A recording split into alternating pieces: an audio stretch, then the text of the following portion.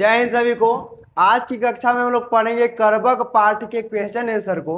तो इस अध्याय से आपके एग्जाम में आने वाले जितने भी प्रश्न होंगे, चाहे वो ऑब्जेक्टिव प्रश्न हो जिसको वस्तुनिष्ठ प्रश्न कहते हैं, चाहे वो लघु उत्तरीय प्रश्न हो, चाहे वो दीर्घ उत्तरीय प्रश्न हो, चाहे वो सब प्रसंग व्याख्या हो, वो सारे के सारे प्रश्नों को आज की क्लास में एक एक करके देखेंगे। तो चलिए स्टार्ट करते हैं। सबसे पहले हम लोग देखेंगे वस्तुनिष्ठ प्रश्न को, यानी कि ऑब्जेक्टिव प्रश्न को सबसे पहले देखेंगे। तो देखते हैं सबसे पहला जो प्रश्न है, पहला प्रश्न है कि करबक किन की रचना है। तो बताइए, तुलसीदास की रचना है, मलिक मोहम्मद जैसी की रचना है, कबीरदास की रचना है, केशव दास की रचना है। तो आप लोगों को पता होगा कि करबक किन की रचना है। तो किन की रचना है? मलिक मोहम्मद जैसी की रचना है। दूसरा प्रश्न की ओर चलते हैं। देखिए दूसरा प्रश्न क्या लिखा गया है, इनमें से प्रेम की पीर के कवि हैं। बताइए, जैसी हैं, नवादास है, सूरदास है, कबीरदास है। तो आपको पता होगा कि प्रेम के पीर के कवि किनको कहा जाता है? मलिक मोहम्मद जैसी को कहा जाता है। ऑप्शन नंबर ए सही है। तीसरा प्रश्न की ओर चलते हैं। जैसी किस शाखा के कवि हैं? जैसी किस शाखा के कवि है? ऑप्शन नंबर ए कृष्ण मार्गी कवि है, ऑप्शन नंबर बी प्रेम मार्गी कवि है, ऑप्शन नंबर सी राम मार्गी कवि है, ऑप्शन नंबर डी ज्ञान मार्गी कवि है। तो आप लोगों को पता होगा जो कि मलिक मोहम्मद जो जैसी जो है किस आय कवि है? तो प्रेम मार्गी कवि है। आप लोगों को हम बताए थे कि जो मलिक मोहम्मद जैसी इनको प्रेम की पीर के कवि कहा जाता है, और उसी समय आपको बताए थे कि इनको प्रेम मार्गी कवि भी कहा जाता है। ठीक है, तो ऑप्शन नंबर बी क्या होगा? सही होगा। अगला देखिए प्रश्न क्या है, चित्र रेखा किस कवि की रचना है? जैसी की है, सूरदास की है, तुलसीदास की है, नवादास की है। तो चित्ररेखा किनकी रचना है? जैसी की है। आपको हम बताए थे पद्मावत, अखरावत, आखिरी कलाम, चित्ररेखा, कहरनामा, ये सारे की सारी रचनाएं किनकी थी? मलिक मोहम्मद जैसी की थी। अगला प्रश्न की ओर हम लोग चलते हैं। देखिए अगला प्रश्न क्या कह रहा है, जैसी की रचना निम्न में से कौन है? पहला करबक, छप्पै, कवित, पूसा। तो ऐसे ही पता चल रहा है क्या है? करबक, मलिक मोहम्मद जैसी की रचना। अगला प्रश्न को देखते हैं। अगला प्रश्न लिखा गया है, जैसी किस भाषा के कवि थे? जैसी किस भाषा के कवि थे? ठीक है, ब्रज भाषा के। ऑप्शन नंबर ए ब्रज भाषा, ऑप्शन नंबर बी अवधी भाषा, ऑप्शन नंबर सी कन्नौजी भाषा, ऑप्शन नंबर डी बघेली भाषा। तो हम बताए थे कि जो करबक जो पाठ जो लिखा गया है, करबक जो चैप्टर जो लिखा गया है, वो अवधी भाषा में लिखा गया है, और मलिक मोहम्मद जैसी भी अवधी भाषा के कवि हैं। हम बताए थे, आपको दिया याद होगा तो ठीक है। चलिए अगला प्रश्न को देखते हैं, सातवां प्रश्न को। देखिए क्या कह रहा, मलिक मोहम्मद जैसी का जन्म कहाँ हुआ था? दिल्ली में, जायस में, रायपुर में, देहरादून में। तो मलिक मोहम्मद जैसी का जन्म हुआ था जायस में, यानी कि जायस कब्र अमेठी उत्तर प्रदेश में इनका क्या हुआ था? जन्म हुआ था। अगला प्रश्न देखिएगा, अखरावट रचना के रचनाकार कौन है? तो कौन है? मलिक मोहम्मद जैसी। इसमें तो ऐसा में तो कोई तुम लोग को दिक्कत होगा ही नहीं।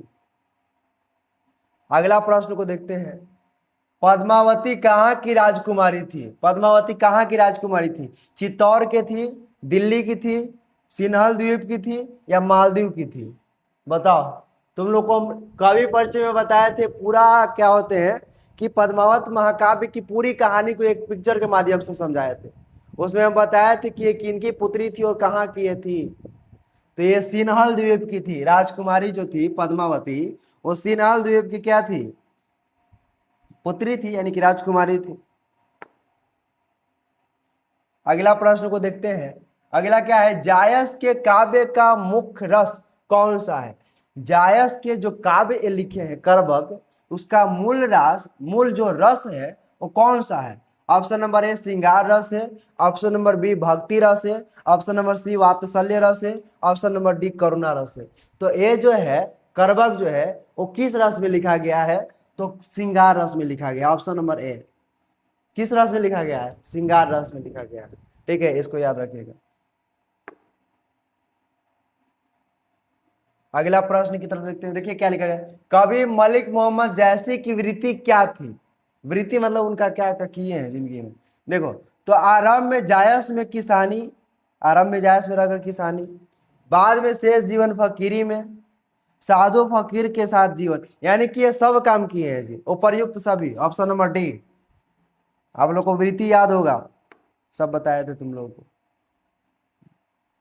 देखो क्या लिखा गया है, कवि मलिक मोहम्मद जैसी की कृतियों का नाम बताएं। उनकी जो लिखा गया, जो उनकी रचना है, उनका नाम बताना, उसका नाम बताना है। तो देखिए, पद्मावत अखरावट, ये तो मलिक मोहम्मद जैसी की है ही, ठीक है।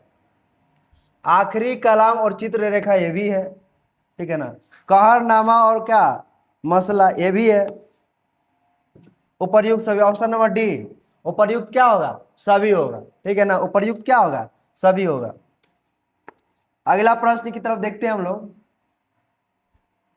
करबक जायसी की किस रचना से लिया गया है। जो करबक जो पाठ है, वो करबक जो पाठ है जायसी की किस रचना से लिया गया है, कौन सा रचना ऐसा लिखे वहां से लिया गया है करबक को।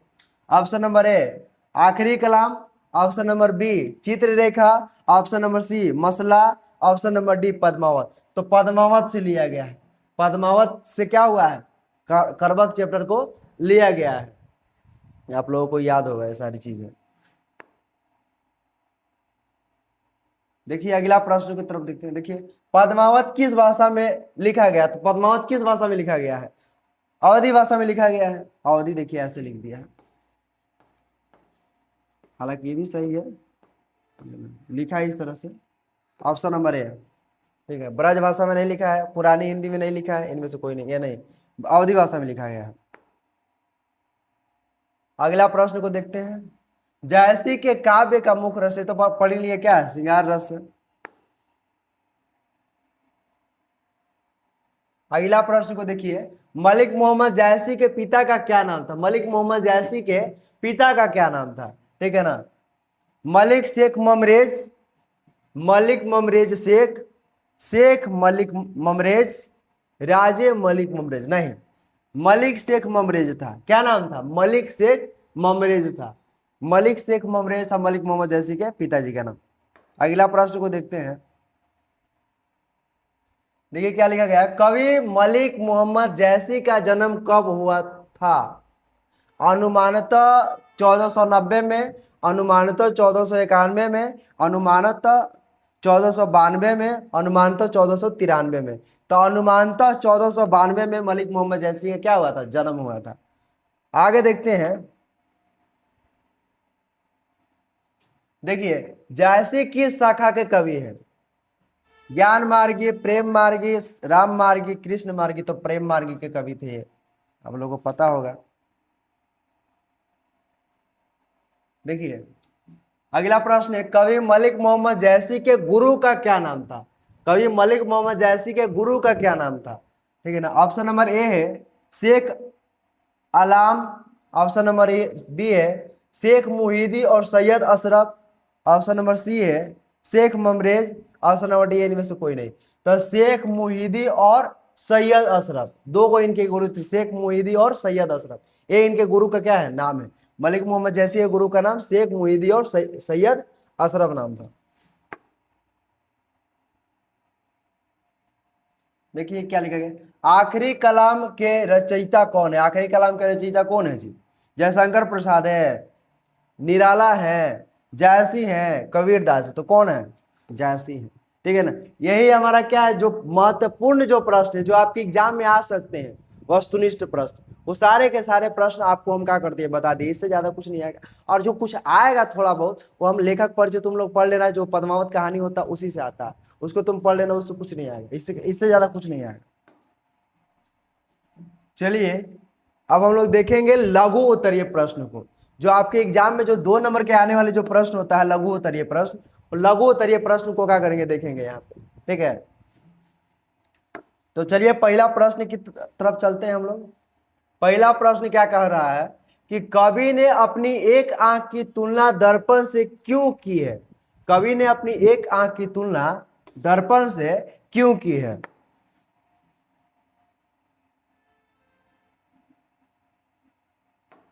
आप लोग बताना। देखो उत्तर क्या लिखा गया है, कवि ने अपनी एक आंख की तुलना दर्पण से क्यों की है? तो देखिए क्या लिखा गया है, कवि ने अपनी एक आंख की तुलना दर्पण से की है।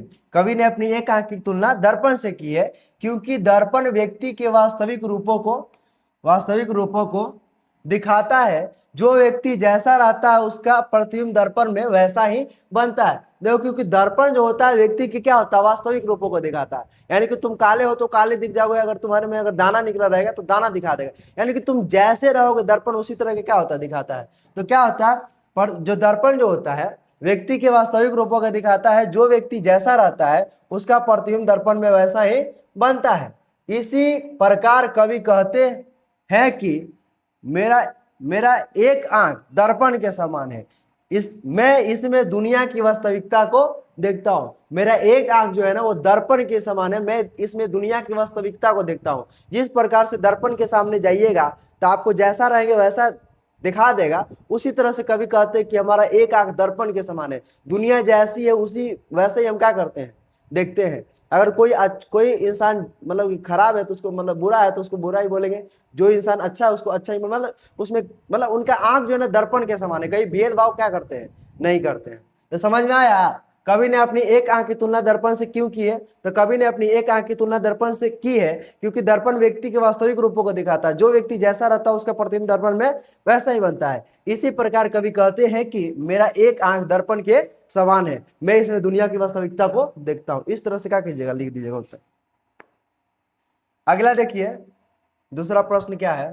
दूसरा प्रश्न है कि करबक के कवि की सोच क्या है? यानी कि करबक के जो कवि है मलिक मोहम्मद जैसी, उनका सोच क्या है, क्या सोचते हैं वो? तो देखिए क्या सोचते हैं। करबक शीर्षक कविता के कवि मलिक मोहम्मद जैसी की सोच दर्पण की तरह साफ है। सोच जो इनकी है वो दर्पण की तरह साफ है। कवि कहते हैं कि जिस प्रकार फूल झड़कर नष्ट हो जाता है पर उसकी खुशबू रह जाती है, ठीक उसी प्रकार हम यानी कौन, कवि, एक दिन मर जाएंगे। यानी कवि कहते हैं, यही तो इनका शौक था कि हम एक दिन क्या हो जाएंगे, मर जाएंगे, लेकिन हमारी जो रचनाएं जो रहेगी हमारा याद बन करके इस संसार में क्या हो जाएगी, रह जाएगी। तो वही कह रहे हैं कि ठीक उसी प्रकार हम यानी कि कवि एक दिन क्या हो जाएंगे, मर जाएंगे, लेकिन उनकी लिखी कविता अमर रहेगी। लेकिन जो कहते थे कवि मलिक मोहम्मद जैसी कि हमारी लिखी हुई कविता क्या रहेगी, अमर रहेगी, यही कवि मलिक मोहम्मद जैसी की क्या थी, सोच थी। तो कितना इजी वे में है। सब खुद से हम उत्तर बनाए, ऐसा नहीं कि किसी को बैठा करके कि तुम बनाओ उत्तर, हम क्या करेंगे पीपीटी पे पढ़ाएंगे, वैसा कुछ नहीं है। सब हम हाथ से बना करके एक को टाइप कर करके हम बनाए खुद से। चलिए तो तीसरा प्रश्न की तरफ हम लोग चलते हैं। देखिए अगला प्रश्न क्या लिखा गया है, मोहम्मद यही कवि जोड़ी सुनावा। यहां कवि ने जोड़ी शब्द का प्रयोग किस अर्थ में किया है? ठीक है, यहां कवि ने जोड़ी शब्द का प्रयोग किस अर्थ में किया, किस लिए किया है? तो देखिए क्या लिखा गया है, कवि मलिक मोहम्मद जैसी यहां जोड़ी शब्द का प्रयोग जोड़ने के लिए किए हैं। ठीक है, क्योंकि अवधी भाषा में जोड़ी शब्द का अर्थ क्या होता है, जोड़ना होता है। और कवि ने आपको बताया कि जोड़ी शब्द का प्रयोग यहाँ पर किस किस लिए किए हैं, वाक्यों को जोड़ने के लिए। ऐसे नहीं बताएं, कवि ने खुद कुछ किससे किससे जोड़े हैं बताओ। आम से जोड़े हैं, चांद से जोड़े हैं, समुद्र से जोड़े हैं, उसके बाद और सुमेरु पर्वत से जोड़े हैं। यानी कि बहुते तरह से क्या किए हैं, वाक्यों को जोड़ जोड़ के क्या किए बताए। तो कवि ने यहाँ जोड़ी शब्द का प्रयोग मतलब किस लिए किया है? तो कवि मलिक मोहम्मद जैसी यहाँ जोड़ी शब्द का प्रयोग जोड़ने के लिए किए हैं, क्योंकि अवधी भाषा में जोड़ी शब्द का अर्थ क्या होता है, जोड़ना होता है। तो उम्मीद है कि ये सारी आंसर आप लोगों को लिखा जाएगा उत्तर बढ़िया से, बेहतरीन तरीके से। अगला प्रश्न को देखते हैं, चौथा प्रश्न को देखिए। इसमें क्या है, कवि ने किस रूप में स्वयं को याद रखे जाने की इच्छा व्यक्त की है? ठीक है, कवि ने स्वयं को किस रूप में याद किए जाने की इच्छा व्यक्त की है? तो देखिए क्या लिखा गया है, कवि ने स्वयं को याद रखे जाने का कारण अपनी अमर कृति को बताया है। कवि ने स्वयं को याद रखे जाने के कारण अपनी अमर कृति, जो रचनाएं जो लिखी हैं उसको बताए हैं कि हम रहे अथवा ना रहे, लेकिन हमारी रचना इस संसार में क्या हो जाएगी, रह जाएगी।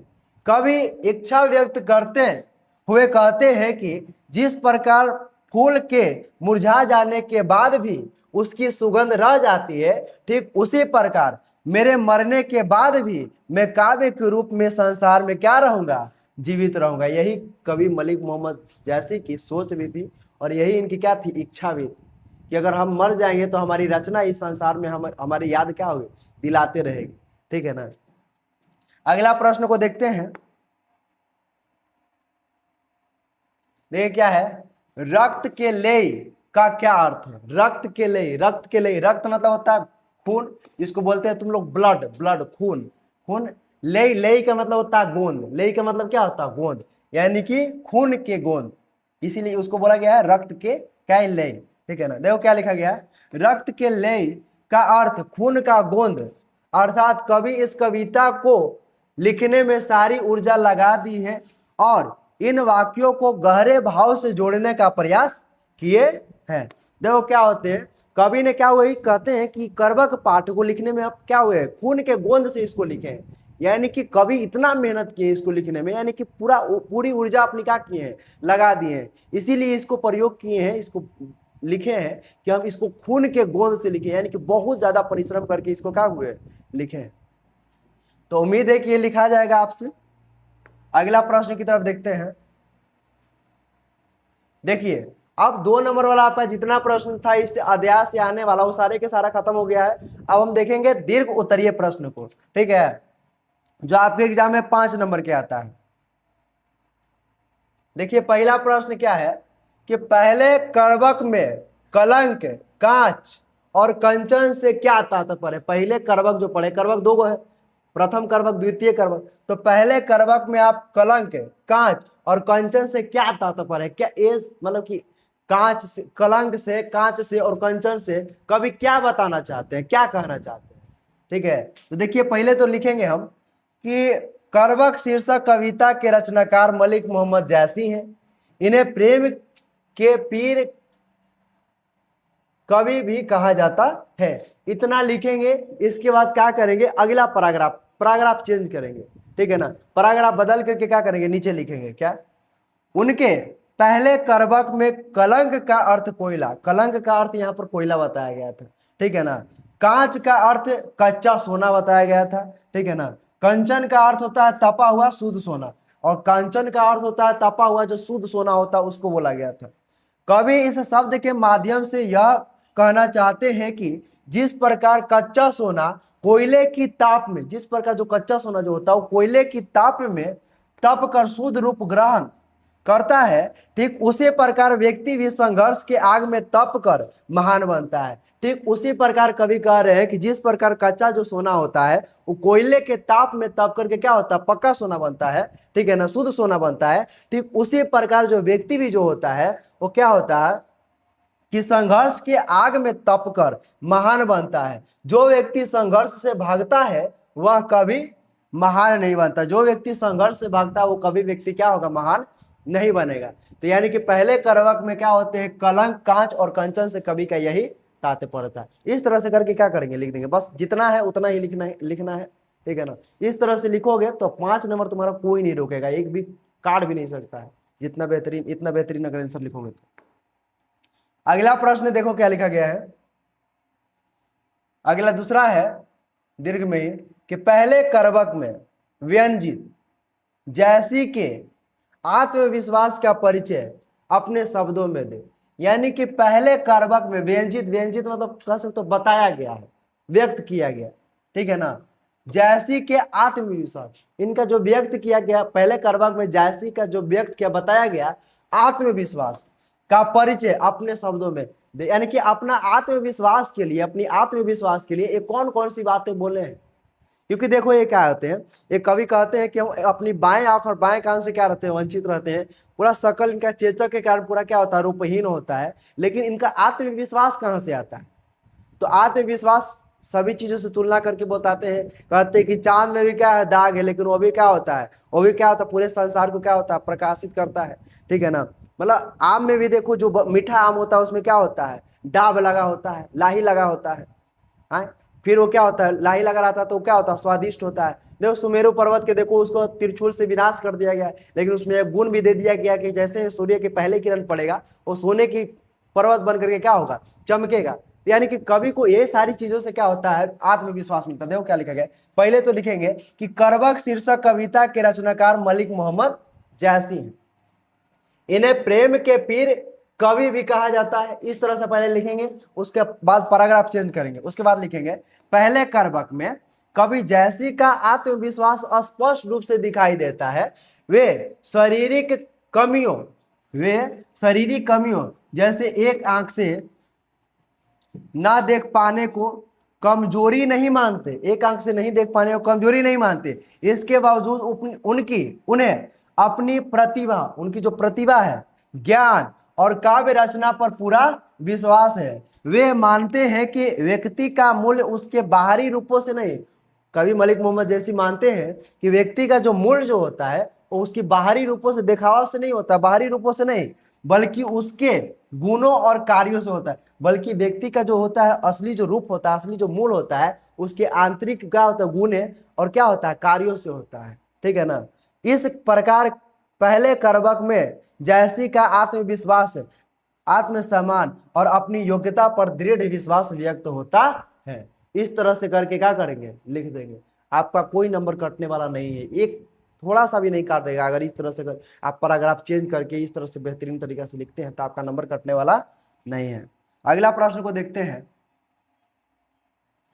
देखिए आगे अगला क्या लिखा गया है, करबक कविता का भावार्थ लिखिए। यानी कि करबक जो कविता है उसका भावार्थ लिखना है। ठीक है ना। तो भावार्थ उसमें मतलब कि क्या क्या बताएगा, मूल बातों को लिख देना है। ठीक है ना। देखिए क्या लिखा गया, पहले तो लिखेंगे कि करबक शीर्षक कविता मलिक मोहम्मद जैसी रचित पद्मावत से लिया गया। जो करबक जो कविता है मलिक मोहम्मद जैसी द्वारा रचित, वो कहाँ से लिया गया है, पद्मावत से लिया गया है। करबक कविता में कवि मलिक मोहम्मद जैसी ने अपने जीवन, व्यक्तित्व और विचारों का परिचय दिया है। बताओ, करबक में मलिक मोहम्मद जैसी ने अपने जीवन बताया ना, अपने जीवन के बारे में, व्यक्तित्व के बारे में, विचारों का क्या किए हैं, परिचय दिए हैं। कवि बताते हैं कि वे शारीरिक रूप से पूर्ण नहीं है। कवि बताते हैं कि हम शारीरिक रूप से क्या है, पूर्ण नहीं है, फिर भी उन्हें अपनी प्रतिभा और ज्ञान पर पूरा विश्वास है। फिर भी उनकी अपनी प्रतिभा और उनका ज्ञान पर पूरा क्या है, विश्वास है। वे अपनी एक आंख की तुलना दर्पण से करते हैं और बताते हैं कि बाहरी रूपों से अधिक महत्वपूर्ण मनुष्य के गुण और कर्म होते हैं। बोलते हैं कि बाहरी रूपों से अधिक जो मूल्यवान जो होता है व्यक्ति के क्या होता है, आंतरिक गुण और उसका कार्य होता है। कवि विनम्रता, आत्मविश्वास और मानवता का संदेश देते हैं। कवि जो होते हैं विनम्रता का, आत्मविश्वास का और मानवता का क्या करते हैं, संदेश देते हैं इस कविता के माध्यम से। वे यह भी कहते हैं कि उनकी रचना ईश्वर की कृपा से बनी है। कवि मलिक मोहम्मद जैसी ये भी कहते हैं कि उनकी रचना जो है ईश्वर की कृपा के द्वारा बनी है। इस कविता में कवि का आत्मसम्मान, आत्मविश्वास तथा जीवन के प्रति सकारात्मक दृष्टिकोण व्यक्त हुआ है। इस तरह से करके हम क्या करेंगे, उत्तर को लिखेंगे। अगर इतना बेहतरीन उत्तर लिखते हो, देखो बहुत आसान भाषा में हम लिया है, बहुत आसान भाषा में। हम सोचे जितना आसान भाषा में बन जाए, ठीक ना, उतना आसान भाषा में हम करके लाएंगे तुम लोगों के लिए। देखो कितना आसान है, कोई किताबी लैंग्वेज नहीं है, खुद से क्या किया गया, लिखा गया पूरा चीज को। तो चलिए अगला प्रश्न को देखते हैं। देखिए दूसरा करबक का भाव स्पष्ट करें। दूसरा करबक में क्या बताया गया है उसका भी समझो कि भावार्थ सार स्पष्ट करें। ठीक है ना, भावार्थ स्पष्ट करें या भाव स्पष्ट करें। ठीक है ना। तो देखो पहले तो ऐसे लिखेंगे, करबक शीर्षक कविता मलिक मोहम्मद जैसी द्वारा रचित पद्मावत से लिया गया। कभी भी अगर 5 नंबर के आएगा तो ये कवि इसके कौन है, ठीक है ना, और ये कहाँ से लिया गया है, ठीक है ना, ये सारी चीजों का करेंगे, मेंशन करेंगे, उसके बाद ही लिखते हैं। तो पहले इसको लिखेंगे, उसके बाद पैराग्राफ चेंज करेंगे, उसके बाद लिखेंगे दूसरे करबक में मलिक मोहम्मद जैसी अपनी प्रसिद्ध कृति पद्मावत की कथा का संक्षिप्त परिचय देते हैं। यानी कि दूसरे जो करबक है उसमें क्या होता है, मलिक मोहम्मद जो जैसी जो कवि होते हैं वो पद्मावत जो काव्य है उसका संक्षिप्त यानी कि छोटा सा क्या करते हैं, वर्णन करते हैं। बताते हैं चित्तौड़गढ़ के राजा रत्न सेन के बारे में, सिन्हल द्वीप की राजकुमारी पद्मावती के बारे में, और दिल्ली सल्तनत के जो शासक जो थे अलाउद्दीन खिलजी, उसके बारे में क्या करते हैं, बताते हैं। ये सभी चीजों को हम कवि परिचय में बताए हैं। अगर आप नहीं क्लास किए हैं कवि परिचय का तो कर लीजिएगा। देखिए क्या लिखा गया है, दूसरे करबक में मलिक मोहम्मद जैसी अपनी प्रसिद्ध कृति पद्मावत की कथा का संक्षिप्त परिचय देते हैं। कवि बताते हैं कि इस कथा में रत्नसेन जो कि कहाँ के थे, चित्तौड़गढ़ के। पद्मावती जो कि कहाँ के थे, सिन्हल द्वीप के। अलाउद्दीन खिलजी जो कि कहाँ के थे, दिल्ली सल्तनत के। जैसे प्रमुख पात्र पद्मावती के अनुपम सौंदर्य की चर्चा सुनकर अलाउद्दीन उसे प्राप्त करना चाहता है, जिससे संघर्ष की स्थिति उत्पन्न होती है। इस करवक में प्रेम प्रेम लिखा गया है। प्रेम, वीरता, त्याग और सम्मान की भावना व्यक्त की गई है। कवि यह भी संदेश देते हैं कि लालच और अहंकार मनुष्य को विनाश की ओर ले जाता है। ठीक है ना, इस तरह से करके क्या करेंगे, इसका आंसर लिख देंगे। ठीक है,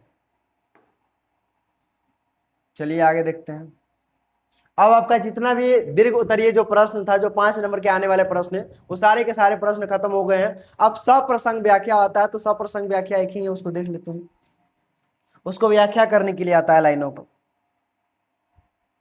एक बता देते हैं, बाकी आप सब लोग तो कर ही लीजिएगा। देखिए क्या लिखा गया, पहला, धनी सो पुरुष जस कीर्ति जासु, फूल मरे पै मरे न बासु। यानी कि धन है वह पुरुष जिसकी क्या है, कीर्ति अभी क्या है, जीवित है। ठीक है ना, फूल मर जाता है लेकिन उसकी सुगंध क्या होता है, मरता नहीं है। इस लाइन का मतलब आप लोग को पहले समझा चुके हैं, एक शब्दों का अर्थ निकाल करके समझा चुके हैं।